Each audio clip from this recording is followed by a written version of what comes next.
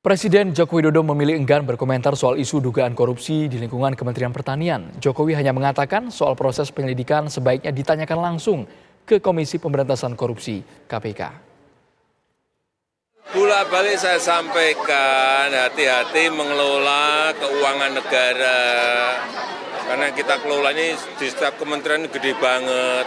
Harus diawasi, harus dikontrol, harus dicek. Bolak-balik saya sampaikan, sekecil apapun urusan penegak hukum ya tanyakan ke penegak hukum lah, jangan ditanyakan ke saya. Kita ke kabar lainnya, pemirsa Mahkamah Konstitusi atau MK akhirnya menjawab kontroversi tentang sistem pemilu legislatif. Dalam putusannya MK sepakat menolak gugatan untuk merubah sistem pemilu terbuka yang selama ini berlaku menjadi sistem pemilu tertutup.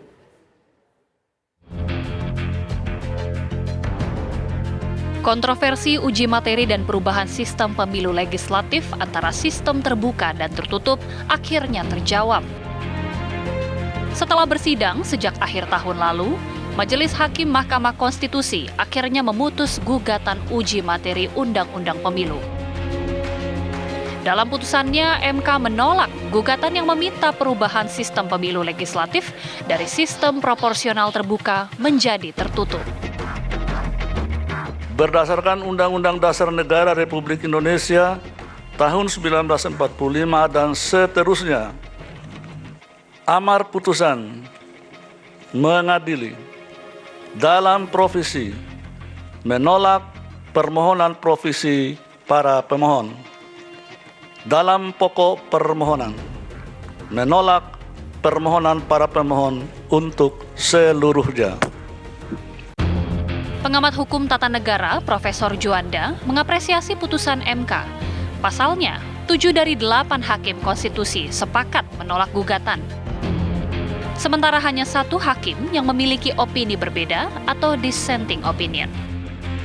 Kalau menurut saya bahwa putusan MK ini konsisten dengan putusan yang lama. Tahun 2008. Ya, ini yang saya lihat salah satu yang saya catat hari ini. MK sudah mulai memperlihatkan sifat-sifat kenegarawan dan memang cocok untuk dibilangkan hakim konstitusi. Kenapa saya mengatakan demikian? Ada putusan MK yang sebelum ini itu adalah tidak konsisten. Sebelumnya Presiden Joko Widodo mengaku akan mengikuti apapun hasil keputusan Mahkamah Konstitusi. Ya nanti nunggu dari MK saja. Nunggu dari MK saja. Karena setiap partai, setiap orang kalau ditanya itu bisa beda-beda karena memang dua-duanya ada kelebihan, ada kelemahannya. Yang tertutup ada kelebihan, ada kelemahan, yang terbuka juga ada kelebihan, ada kelemahan. Dengan ditolaknya gugatan Undang-Undang Pemilu, maka Komisi Pemilihan Umum KPU akan dapat melanjutkan proses persiapan pemilu tahun 2024 tanpa ada perubahan. Dari Jakarta, tim TV One mengabarkan.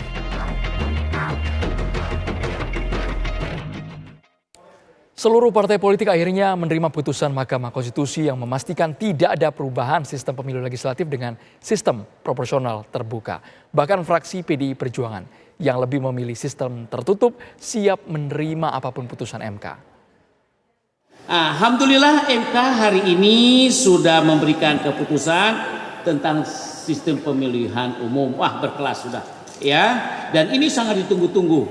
Yang selanjutnya putusan MK ini yang menolak permohonan, ya, pemohon menunjukkan bahwa sistem terbuka telah sesuai dengan konstitusi.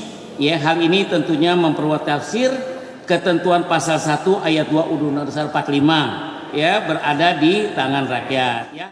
Bahwa kedaulatan ada di tangan rakyat dan rakyatlah yang akan menentukan nanti siapa yang akan dipilih. Wakil-wakilnya akan duduk di DPR provinsi, kabupaten, dan sampai di pusat. Nah, saya kira pada hari ini sudah terjawab sudah. Beberapa hari kita menunggu semuanya apa gerangan dalam putusan ini dan ternyata putusan baru saja diketok palunya oleh majelis. Pada prinsipnya kami menghormati putusan Mahkamah Konstitusi ini. Kami pastikan ini merupakan bagian daripada peradaban hukum dan pengayaan serta penguatan demokrasi. Partai Demokrasi Indonesia Perjuangan, partai yang matang, partai yang dewasa. Kami tanpa putusan MK jauh-jauh hari sudah siap dengan segala macam sistem pemilu. Insya Allah dengan didukung oleh kekuatan rakyat, Bapak Ibu semua, kita semakin hari semakin dikuat. Kami ajak Anda bergabung bersama dengan reporter kami ada Yohana Gabriela mengenai putusan Mahkamah Konstitusi tentang uji materi Undang-Undang Pemilu. Yohana, kami ingin tahu apa saja sebenarnya poin-poin pertimbangan dari Hakim Konstitusi sehingga seluruh permohonan dari pemohon ditolak. Ya, selamat petang Andrew Tisa dan pemirsa di rumah. Memang hari ini Mahkamah Konstitusi akhirnya memutuskan untuk menolak gugatan yang telah bergulir selama sekitar 7 bulan ya. Hingga akhirnya menolak gugatan tersebut dan tetap menerapkan sistem proporsional terbuka untuk sistem pemilu 2024 yang artinya untuk pemilihan calon legislatif ini akan dilakukan hanya langsung memilih calon legislatifnya tanpa hanya memilih partainya saja. Nah, tadi dalam persidangan memang diketahui sempat dibahas mengenai sebetulnya dari masing-masing sistem ini memiliki kelebihan dan juga kekurangannya masing-masing. Dan yang juga menjadi poin yang tadi disebutkan salah satunya adalah mengenai politik uang sebetulnya. Tapi memang sempat dikatakan kekurangan yang ada dari sistem pemilu ini artinya harus diperbaiki dan dievaluasi dan bukan diubah sistemnya. Sehingga salah satunya ini politik uang yang sebetulnya juga bisa berpotensi terjadi di kedua sistem tersebut. Untuk itu dari Mahkamah Konstitusi ini menegaskan atau memerintahkan agar 3 hal yang bisa dilakukan, yaitu yang pertama dari partai politik dan juga DPRD ini berkomitmen untuk meninggalkan politik uang, lalu juga hukum yang ditegakkan, dan yang ketiga adalah memberikan kesadaran kepada masyarakat, pendidikan kepada masyarakat untuk melepaskan meninggalkan politik uang. Nah, tadi memang dalam juga persidangan sempat terjadi dissenting opinion atau perbedaan pendapat dari ke-8 hakim yang hadir. Nah, ini dilakukan oleh Hakim Konstitusi Arief yang menyatakan bahwa sistem proporsional terbuka ini sudah dilakukan di Indonesia sejak tahun 2004 atau ini sudah berlangsung sekitar 4 kali ya begitu, dan perlu adanya evaluasi dan juga perbaikan, bisa beralih dari sistem proporsional terbuka menjadi terbuka terbatas. Tetapi dari perbedaan opini ini tidak berpengaruh terhadap hasil putusan yang tadi disebutkan untuk tetap menerapkan sistem proporsional terbuka. Tapi meski demikian, ini bisa menjadi pertimbangan untuk di tahun 2029 untuk sistem pemilu berikutnya. Karena sistem pemilu saat ini sudah berjalan begitu, Andrew dan pemirsa di rumah. Nah, selain itu, juga tadi dalam persidangan, seusai sidang dari pihak-pihak partai DPR dan juga pihak-pihak partai ini juga bersikap positif terhadap hasil sidang yang tadi dilangsungkan, dan termasuk juga PDIP yang sebetulnya menginginkan untuk sistem pemilu proporsional tertutup, tetapi dari PDIP ini bersikap positif dan menerima putusan dan juga tentu siap untuk melaksanakan sistem pemilu secara terbuka di pemilu 2024 nanti.